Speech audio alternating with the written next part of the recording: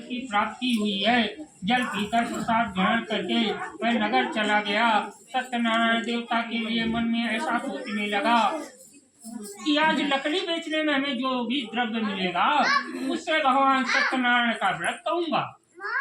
ऐसा मन में निश्चय करके आज लकड़ी बेचने में उसे 4 गुना धन प्राप्त हुआ, जिससे भगवान सत्यनारायण का श्रेष्ठ व्रत करूंगा। इस प्रकार मन में चिंतन करता हुआ लकड़ी मस्तक पर रखकर मैं नगर में गया, जहाँ धन संपन्न लोग रहते थे। उसी लकड़ी से दुगना मूल्य प्राप्त किया। तदंतर वह प्रसन्न हृदय होकर पके हुए केले का फल, शक्कर, घी, दूध, गेहूं का चूर्ण सब आया मात्र लेकर अपने घर गया। तत्पश्चात उसने बंधु बांधुओं को बुलाकर विधि विधान से भगवान सत्यनारायण का व्रत किया। उस व्रत के प्रभाव से पुत्रादि को संपन्न होकर इस लोक में सुखों को भोगकर अंत में सत्यपुर वैकुंठ को गया। श्री द्वितीय अध्याय। बोलो वृंदावन बिहारी लाल की जय। बड़ी जल्दी जल्दी ध्यान करना।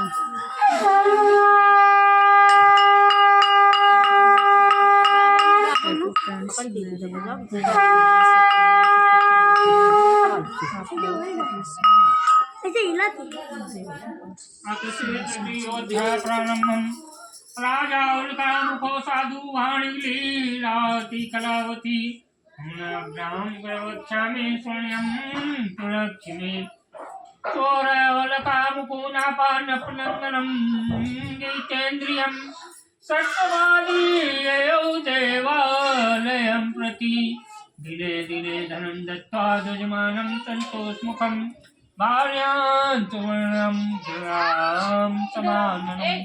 श्री सूजी बोले, हे श्रेष्ठ मुनियों, अब मैं आगे की कथा कहूँगा, आप लोग सुने।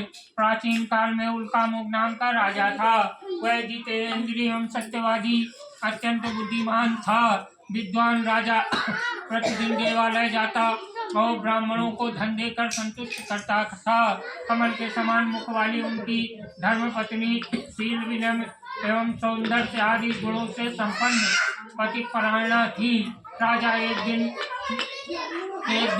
अपनी धर्मपत्नी के साथ भद्रशिला नदी के तट पर सत्यनारायण व्रत कर रहा था। उसी समय व्यापार के लिए अनेक प्रकार की पुस्तक धंधा से संपन्न एवं साधु वैश्य मम्मी बढ़िया है। भद्रशिला नदी के तट पर भद्रशिला नदी के तट पर स्थापित कर राजा के समीप गया। राजा उनको उस व्रत में दीक्षित देखकर विनय पूर्वक पूछने लगा। साधु ने कहा, राजन, आप भक्ति चित्त से क्या कर रहे हो? कृपया सब बताइए, मैं समय सुनना चाहता हूँ। तब राजा बोले, हे साधु, मैं पुत्र आदि प्राप्ति की कामना से बंधु बांधुओं के साथ अतुल तेज संपन्न भगवान विष्णु का ये पूजन कर रहा हूँ। तुम भी कुछ देर ठहरो। राजा की बात सुनकर साधु ने आदर पूर्वक कहा, राजन, इस विषय में आप मुझसे सब कुछ विस्तार पूर्वक बतलाइए। आपके कथनानुसार मैं भी व्रत एवं पूजन करूँगा। मुझे भी संतान की प्राप्ति नहीं है, इससे अवश्य संतान की प्राप्ति होगी। ऐसा विचार करके व्यापार से निवृत्त होकर आदर पूर्वक अपने घर आया। उसने अपनी भार्या संतान प्रदान करने वाली सत्यव्रत विस्तार पूर्वक बताया। जब मुझे संतान की प्राप्ति होगी तब मैं इस व्रत को करूँगा। इस प्रकार उस साधु ने भार्या लीलावती से कहा,